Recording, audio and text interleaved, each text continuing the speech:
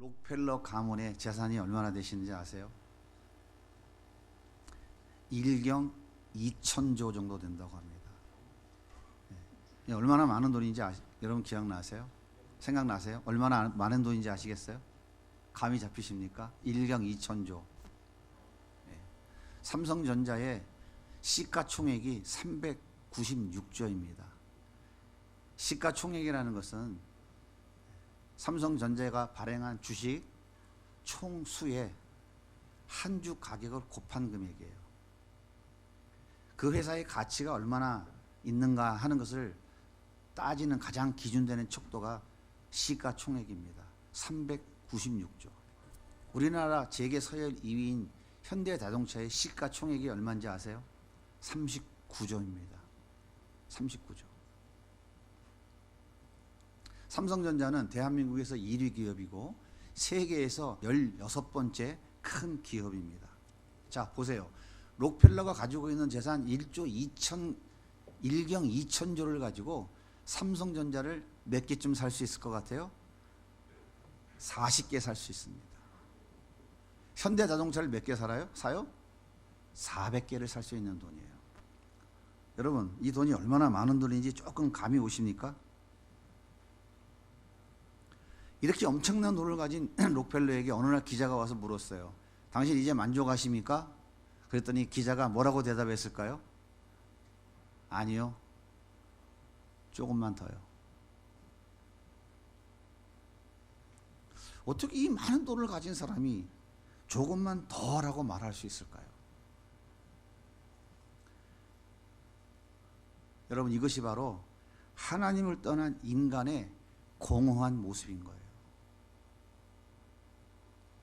인간은 원래 하나님 절대 의존적으로 지어진 존재예요. 하나님과 수직적 관계로 지어진 존재예요. 그래서 하나님과 절대적 의존적 관계를 유지할 때에 인간은 가장 행복합니다. 가장 만족한 거예요. 그렇게 지음받은 존재들입니다. 그런데 하나님같이 되겠다고 선악과 따먹은 인간들은 하나님과의 관계가 단절되었고요. 하나님의 영이 떠나버렸어요. 창세기 6장 3절은 성경이 이렇게 말씀하십니다. 여호와께 이르시되 나의 영이 영원히 사람과 함께 하지 아니하리니. 범죄한 인간들에게서 그 하나님의 영이 떠나버렸어요. 하나님이 떠나버린 빈자리는 늘 목마름과 공허함으로 남게 되어 있어요. 그래서 인간들은 그 빈자리에 무언가를 채우려고 몸부림쳐요. 돈, 명예, 권세, 술, 마약, 도박, 취미, 운동, 지식, 인기, 철학, 자녀. 무언가 하나님으로 대체할 만한 것들로 채워서 그 영혼의 목마름과 갈증을 좀 해결해 보겠다고 몸부림치고 있는 것입니다. 하지만 채우고 채워도 또 채워도 하나님이 떠난 그 빈자리는 절대로 채워지지 않습니다. 그래서 그 많은 돈을 가지고 있으면서도 록펠러는 조금만 더를 외칠 수밖에 없었던 거예요. 그래서 채우고 또 채우려고 몸부림치다가 무력감과 절망감 속에 빠진 인간들이 마약 중독, 도박 중독, 게임 중독, 성적 중독, 갖가지 중독으로 빠져들게 되는 것입니다. 그 결과가 뭐예요? 그래도 만족이 없어요. 그래서 선택하는 것이 바로 극단적 선택입니다. 오늘도 대한민국 곳곳에서 40분에 한 명씩 목숨을 잃고 있어요. 그래서 불행하게도 우리 대한민국이 자살률 1위 국가라는 오명을 안고 있는 것이죠. 오늘 본문에도 보면 하나님을 떠난 자리를 돈으로 채워보려고 몸부림치는 삭개오라고 하는 사람이 등장합니다. 누가복음 19장 2절은 이렇게 기록하고 있어요. 삭개오라 이름하는 자가 있으니 세리장이여 또한 부자라. 삭개오라고 하는 말음의 이름의 뜻은 뭐냐면 깨끗한 자, 의로운 자라는 뜻이에요. 그런데 삭개오의 직업이 뭐라고요? 세리장이에요. 세리장은 요즘으로 말하면 세무서장쯤 되는 직책입니다. 그런데 또 한 가지 부자였다고 성경은 말하고 있어요. 당시 이스라엘은 로마의 지배 아래에 있었어요. 그래서 세금을 걷어들일 때 친로마적인 사람들을 선출합니다.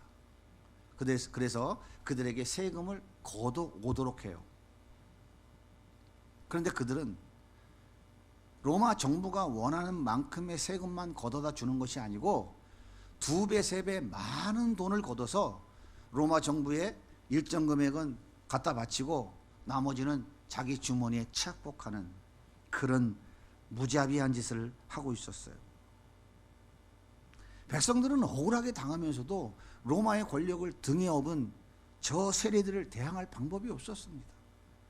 그래서 그들은 세리들을 향해서 나라 팔아먹는 매국노, 동족의 피를 빨아먹는 흡혈귀, 인간 말종이라고 하는 인간 모욕과 저주를 퍼부었어요. 삭개오의 이름의 뜻이 뭐라고요? 깨끗한 자, 의로운 자. 삭개오는 자기 이름과는 전혀 상관없는 그런 삶을 살아가는 사람이었습니다. 당시 예수 잘 믿는다고 큰 소리 쳤던 이 바리새인들은 자기의 의의 기준 그리고 죄인의 기준을 이 세리로 삼았어요. 누가복음 18장 11절은 이렇게 말씀하십니다.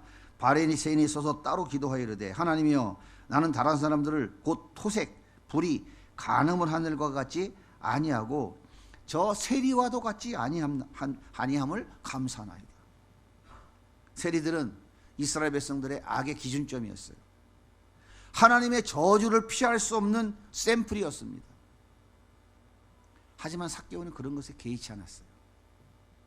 나의 공허함과 갈급함을 채워줄 수 있는 돈, 이 돈만 쌓고 또 쌓을 수 있다면 저들이 무슨 저주를 맛보고 무슨 비난을 한다 할지라도 나는 전혀 문제 삼고 싶지 않다.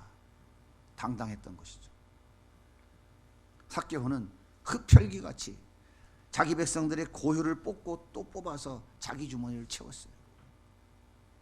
하지만 쌓고 아무리 쌓아도 하나님이 떠난 빈자리, 그 깊고 깊은 공허함을 채울 수는 없었습니다. 어느 날 삭개오는 사람들이 수근수근하는 소리를 들었어요. 글쎄 죽은 자를 살렸다고 하는 그 예수라는 청년이 우리 동네를 지나간대. 뭐라고? 보리떡 5개, 물고기 2마리로 5,000명을 먹였다는 그 사람 말이야? 글쎄 맞다니까. 뭐 죽은 자도 살렸다며. 그렇다니까. 귀신도 떠나고 그렇다며. 맞아 그 사람이야.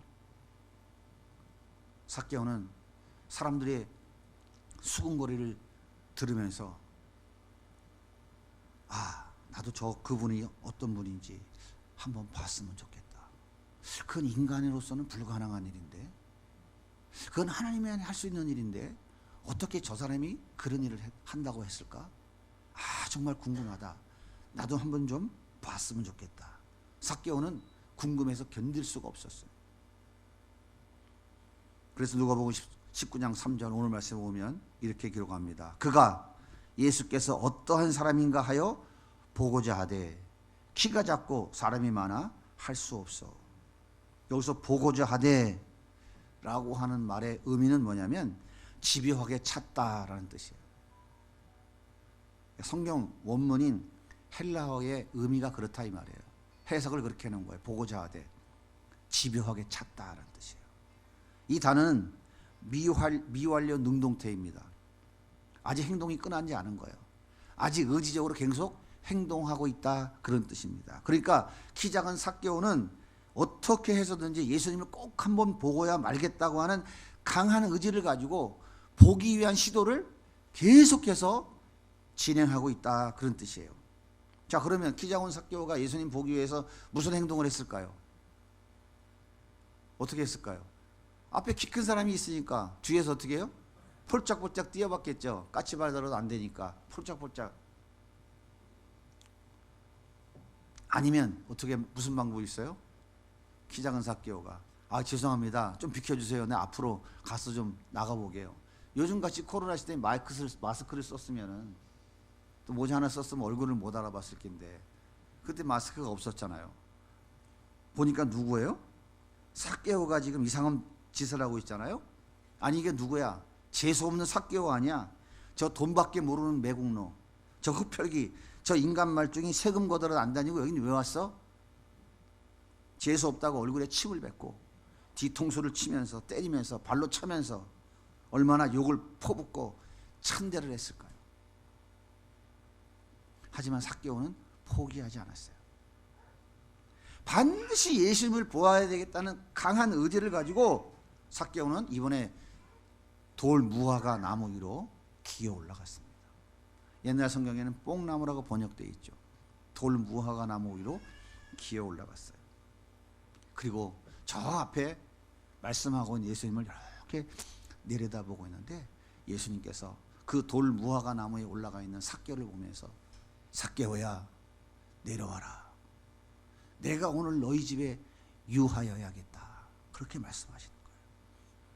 오늘 말씀 5절에 보면 성경은 이렇게 기록해요. 예수께서 그곳에 이르사 쳐다보시고 이르시되 삭개오야 속히 내려오라. 내가 오늘 네 집에 유하여야겠다. 여러분, 삭개오가 얼마나 놀랐을까요? 아니 어떻게 예수님이 내 이름을 알았을까? 난 한 번도 본 적이 없는데 내 이름을 어떻게 알았을까? 얼마나 놀랐을까요? 그런데 예수님이 뭐라고 그래요? 내가 오늘 너희 집에 하룻밤 묵어가겠다라고 말씀하시니 이게 웬일입니까? 놀라운 일이 벌어진 거예요. 생각해 보세요. 삭개오는 나라를 팔아먹는 매국노라고 손가락질 받는 사람이에요. 백성들이 피를 빨아먹는 극철리라고 사람들에게 지탄받는 사람이에요. 죄인의 대명사이고 하나님께 절대 용서받을 수 없는 저주의 대상이라고 인정받는 사람이었어요. 그런데 예수님께서 이 더럽고 추악하기 그지없는 죄인의 집에 오신다는 거 말도 안 되는 거예요. 삭개오가 얼마나 영광일까요? 죽은 자를 살리는 저 예수라는 사람,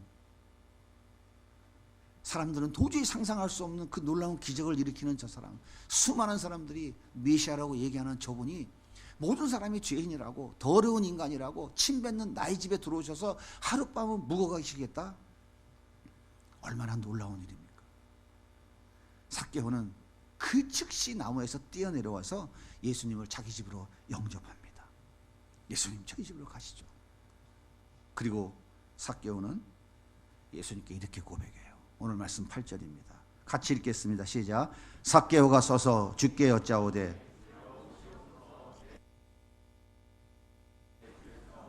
만일 누구의 것을 속여 빼앗은 일이 있으면 네 갑절이나 갚겠나이다. 자기가 가지고 있는 재산의 절반은 다른 사람에게 나눠주고 자기가 만약 남의 것을 토색한 일이 있으면 속여서 빼앗은 것이 있다면 네 갑절로 갚아주겠다고 얘기하는 거예요.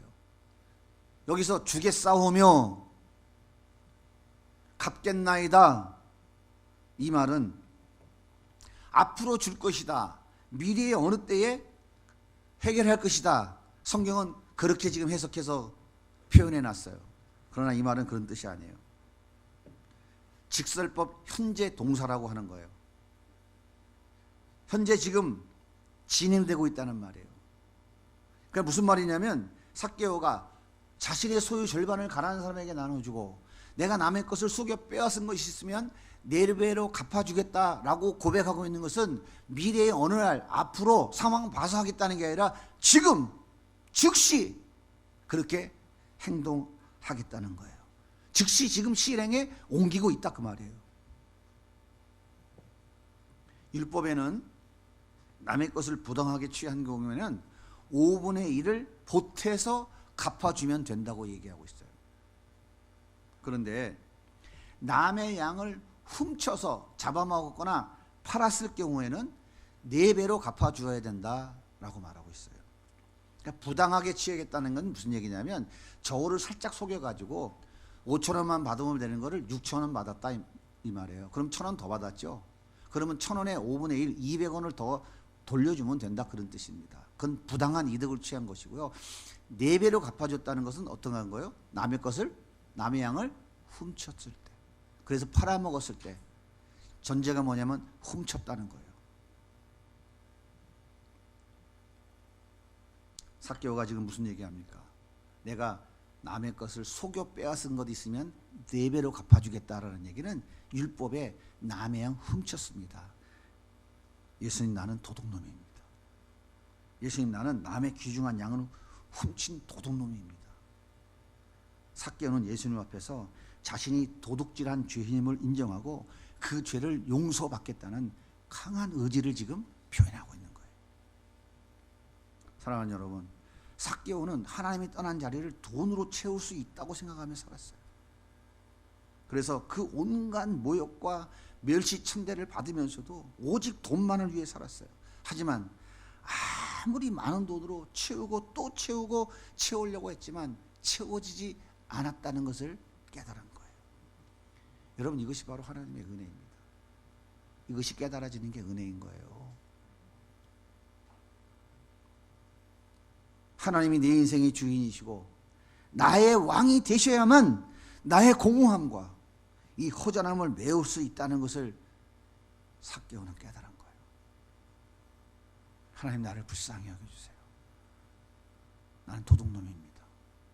나를 불쌍히 여겨주세요. 이것이 삭개오의 고백인 거예요. 자, 그렇다면 어떻게 삭개오가 이렇게 깨달을 수 있었을까요? 어떻게 이렇게 고백할 수 있었을까요? 자기의 의지일까요? 아니면 하나님의 은혜일까요? 인간은 절대로 자기 의지로 자기의 죄인됨을 인정하는 존재가 아니에요. 이런 말 들어보셨죠? 곧 죽어도 꾀기라고. 인간은 자존심으로 똘똘 뭉친 존재예요. 선악과 따먹은 인간들은 자기가 하나님이 된 줄로 착각하고 살아간다니까요. 절대 자존심이 조금이라도 상하면 용납 못해요. 자기 자존심 상하면 예수님도 때려 죽이는 게 인간이에요. 삭개오가 자기 의지로 고백했을까요? 아니에요. 그것이 하나님의 은혜입니다. 하나님께서 삭개오의 마음을 뚫고 들어오셔서 돈이 하나님이 아니야, 내가 쌓아놓은 것으로 너희 공허함을 채울 수 없어, 그 마음을 깨트려 놓으신 것입니다. 그리고 지금 네 앞에 서 있는 예수가 하나님이라는 것이 믿어지는 은혜를 주신 것이에요. 자기 자존심 묵살시킨다고 예수도 때려서 십자가에 못 박는 것이 인간이라니까요. 이런 인간이 자존심, 명예, 권세, 돈 다 버리고 십자가에 거지같이 죽어버린 예수가 내 영혼의 공고함과 허무함을 채워줄 하나님이라고 인정할 수 있겠습니까? 절대 인정 못해요. 절대 인정 못해요. 예수님께서 이렇게 선언하셨어요. 오늘 말씀 9절입니다. 예수께서 이르시되 오늘 구원이 이 집에 이르렀으니 이 사람도 아브라함의 자손이미로다. 예수님께서 구원을 선포하셨어요. 오늘 우리가 읽은 말씀 누가복음 19장 바로 앞에 누가복음 18장에 보면 어떤 한 관리가 예수님을 찾아와서 예수님, 어떻게 하면 영생을 얻을 수 있겠습니까? 물어봐요. 이 사람도 그 영혼의 공고함과 갈급함을 채울 길이 없어 예수를 찾아왔어요. 그때 예수님께서 물어요. 너 십계명 잘 지키냐? 율법 잘 지키냐? 아, 예, 저 잘 지킵니다. 나 지금까지 하나부터 어려서부터 지금 뭐 철저히 지켜왔습니다. 그때 예수님께서 이렇게 말씀하세요. 누가복음 18장 22절입니다. 우리 같이 읽을까요? 예수께서 이 말을 들으시고 이르시되 내게 아직도 한 가지 부족한 것이 있으니 그리하면 하늘에서 내게 보호가 있으리라. 그리고 와서 나를 따르라 하시니. 너 나 따라오고 싶어? 그러면 너에게 있는 모든 재산 다 팔아서 가난한 사람들에게 나눠주고 와. 이 부자 관리는 심히 근심하고 떠났다고 성경에 기록합니다. 누가복음 18장 23절 보세요. 그 사람이 큰 부자이므로 이 말씀을 듣고 심히 근심하더라. 왜 예수님께서 누가복음 18장에 부자 관리 이야기를 하시고 이어서 19장에 부자 세리 삭개오의 이야기를 붙여서 이야기하셨을까요? 두 사람에게서 어떤 차이가 있는지를 니들이 깨달으라, 그 말이에요. 삭개오는 돈으로 하나님의 빈자리를 채울 수 없다는 것을 깨닫고 돈을 던져버렸어요. 하지만 부자 관리는 심히 근심했다. 무슨 말입니까? 정말 그럴까? 정말 돈이 아니란 말이야? 난 지금까지 돈이 내 영혼의 공고함과 갈급함을 다 채워주고 나의 모든 부정감을 채워줄 줄 알고 살아왔는데 저분이 아니라고 그러는데 이거 진짜일까? 그 마음에 믿어지는 은혜가 없었던 거예요. 그 마음에 믿어지는 은혜가 없었던 거예요. 그래서 던져버리지 못하고 근심하고 돌아간 거예요. 선악과 따먹고 자기가 하나님인 줄로 착각하고 살아가는 인간들은 자기가 왕이고 자기가 주인이라고 생각하며 살아갑니다. 무슨 말이에요? 그래서 하나님이 떠난 자리에 그 공허함과 허무함을 자기 스스로 메울 수 있다고 생각하고 살아가요.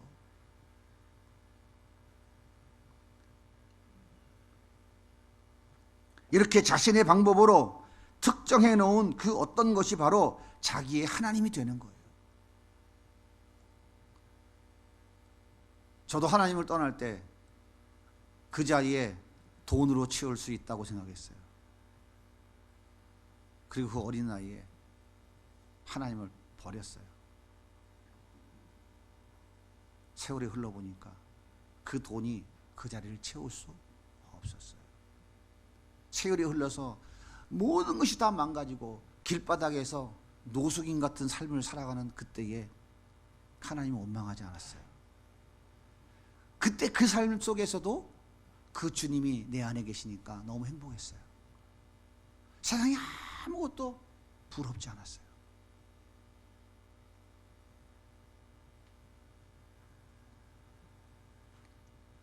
삭개오가 하나님의 빈자리를 메우려고 목숨 걸었던 돈이 바로 자기가 정해 놓은 하나님인 것입니다. 이게 바로 우상이에요. 여러분, 이런 가짜 하나님으로는 절대로 하나님의 빈자리를 채울 수 없습니다. 삭개오는 이 사실을 깨달았어요. 하지만 부자 관리는 깨닫지 못했어요. 예수님께서 이렇게 말씀하십니다. 오늘 말씀 10절입니다. 인자가 온 것은 잃어버린 자를 구원하려 함이니라. 예수님께서 찾으려고 하는 하나님의 잃어버린 자가 누구일까요? 예수님이 온 것은 잃어버린 자를 찾아 구원하려 하신다고 말씀하세요. 그러면 어떤 사람이 우리 하나님이 잃어버린 자일까요? 하나님의 택함을 받았음에도 불구하고 여전히 자기가 주인이며 자기가 왕이라고 착각하고 살아가는 사람들이에요. 그래서 그 자리에 하나님이 아닌 자기가 주인이 되어서 왕 노릇하고 살아가는 사람이에요. 자기가 왕인데 자기 영혼의 갈급함과 만족함이 됩니까? 평생 해보셨잖아요. 만족함이 있어요? 갈급함이 채워집니까? 늘 평안이 넘칩니까? 돌아서면 염려와 근심 걱정, 돌아서면 어떻게 먹을까, 어떻게 마실까, 무엇을 마음에 살아갈까, 이 근심 걱정으로 가득 채워지는 거예요. 왜 그럴까요? 자기가 왕이고 자기가 자기 인생의 주인이기 때문에 그래요. 하나님이 떠난 자리에 자기가 왕이라니까요. 근데 그거 갖고 안 되니까 뭔가를 갖다 그 자리에 앉히려고 그러는 거예요. 짓밟아서라도 올라서서 권력을 잡으면 채우실까요? 주교사라도 많은 돈을 빼앗아서 내가 내 주머니에 넣으면 채우실까요? 한번 대답해 보세요. 채워지든가요? 안 채워지든가요? 채워졌어요? 안 채워졌어요? 하나님의 택함을 받았음에도 불구하고, 창세전에 하나님이 선택한 하나님의 자녀임에도 불구하고 여전히 자기가 자기 인생의 주인이고 자기가 왕이라고 착각하고 살아가는 자들, 그들이 바로 잃어버린 자예요. 잃어버린 하나님을 어떻게 다시 찾아야 하는지 그 방법을 몰라서 자기가 하나님으로 정해 놓은 그것으로 채워보려고 눈물겨운 삶을 살아가는 자들, 그들이 바로 잃어버린 자예요. 사랑하는 여러분, 공허함과 허무함을 채우기 위해서 아직도 붙잡고 있는 것이 무엇입니까? 이것만큼은 포기할 수 없다고 그냥 붙잡고 몸부림치고 있는 것이 무엇입니까? 돈입니까? 자존심입니까? 명예 권력입니까? 건강입니까? 자식입니까? 무엇입니까? 아무리 붙잡고 몸부림치고 저도 소용없어요.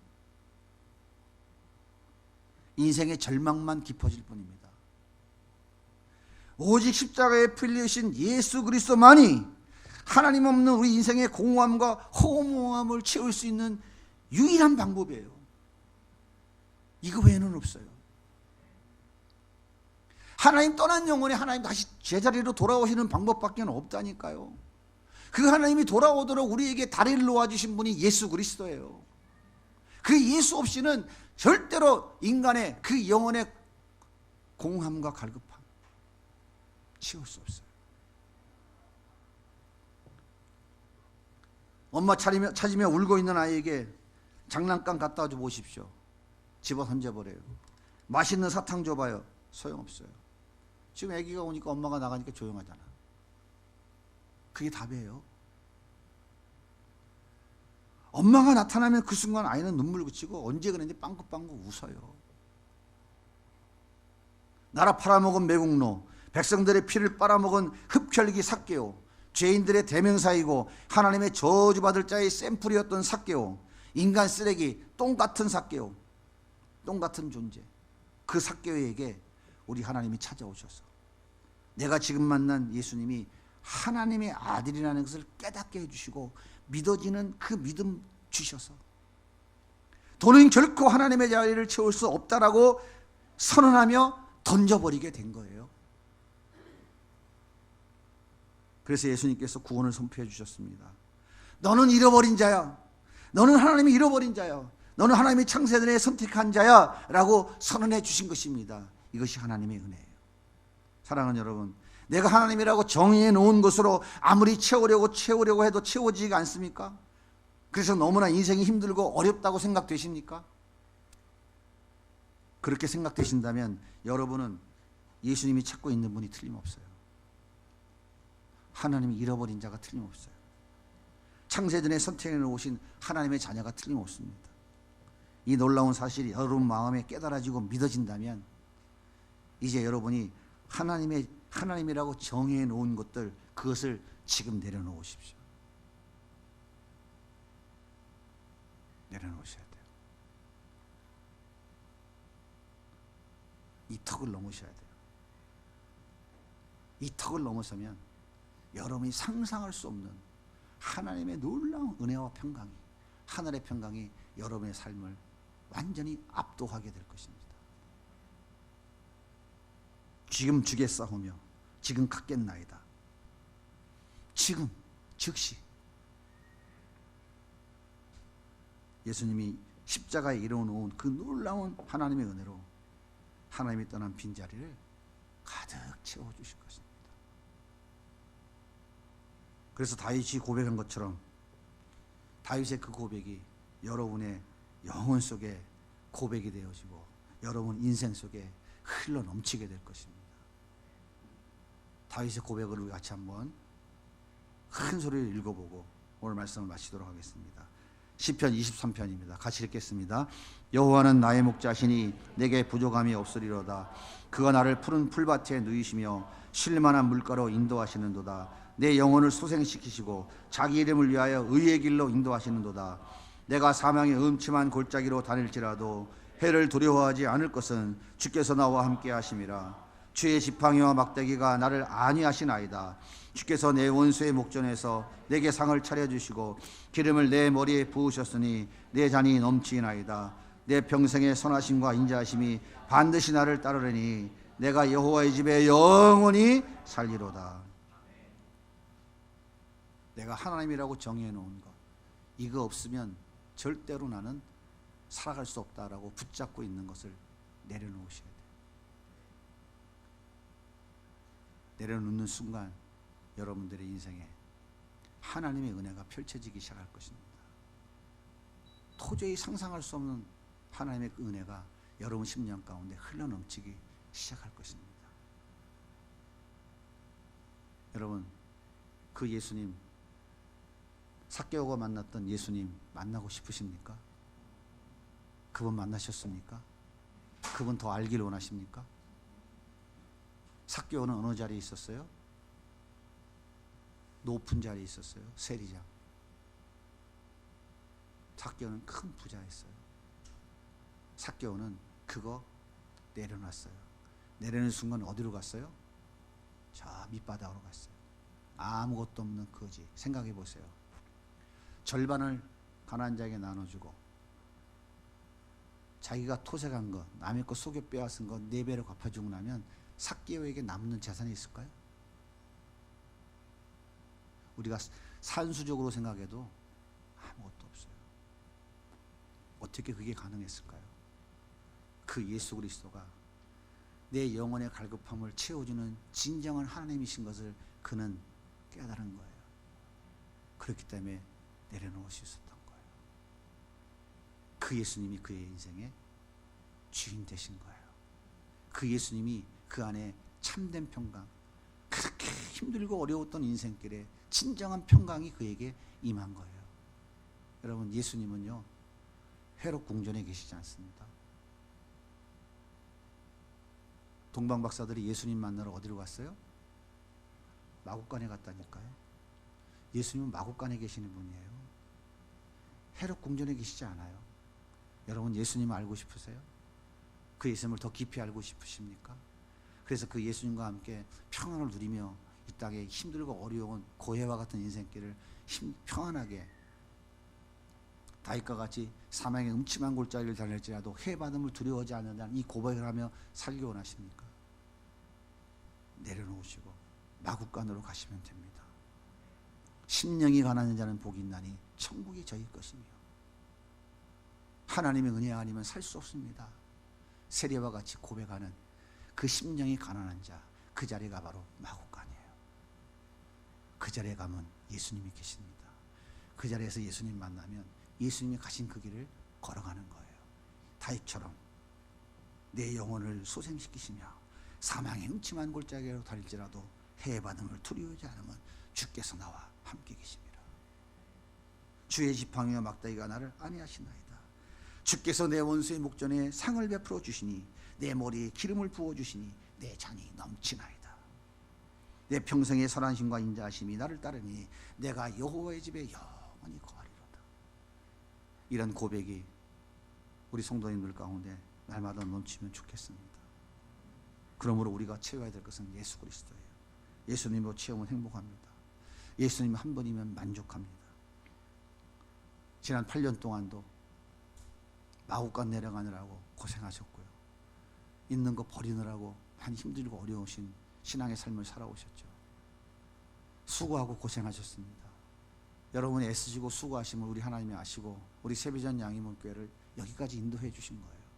코로나 가운데 굴복하지 아니하고, 코로나 가운데 망하지 않고 문 닫지 아니하고, 하나님께서 은혜가 계속 부어주시고, 남들은 다 코로나에 문 닫고 숨고 도망갈 때에 남들은 정말 이해할 수 없는 그런 하나님의 귀한 사역들을 허락하시고 새로 시작하게 하신 하나님이에요. 그 하나님이 우리 세비전 양이문교회와 여전히 함께 하고 계십니다. 이 공동체에 속한 여러분 모두에게 하나님의 변함없는 이 은혜가 계속 이어져 갈 것입니다. 9주년을 향하여 또 걸어가십시다.